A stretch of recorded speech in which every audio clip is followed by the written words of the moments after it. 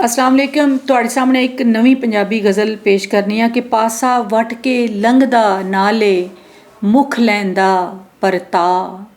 पासा वट के लंघदा नाले मुख लैंदा परता। झलिए ओदी खातिर हसदियां अखां ना छलका। झलिए ओदी खातिर हसदियां अखां ना छलका। और मस्ती दे विच डोलन लगरां कलियां डिग डिग जावन।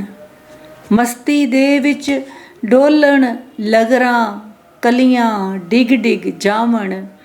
ओदे जिस्म दी खुशबू लैके उड़दी फिरे हवा।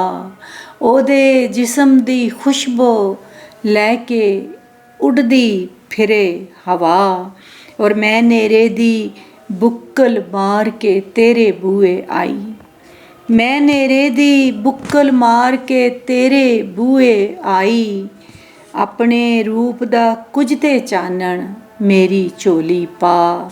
मैं नेरे दी बुक्कल मार के तेरे बूहे आई।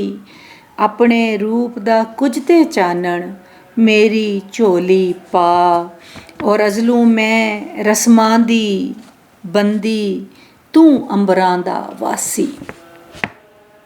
अज़लू मैं रस्मां दी बंदी तू अंबरां दा वासी। चन्न दा ठूठा लैके जोगी मेरे वेड़े आ। चन्न दा ठूठा लैके जोगी मेरे वेड़े आ। और सांभी नहीं जांदी हुण ते ऐ दर्दां दी वंगी।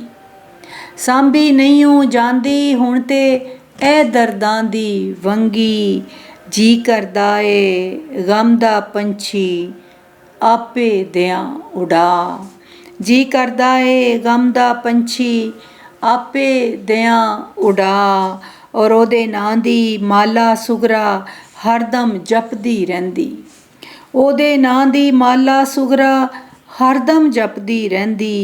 जिन्ने डुब्बी बेड़ी मेरी दित्ती बन्ने ला। जिन्ने डुब्बी बेड़ी मेरी दित्ती बन्ने ला।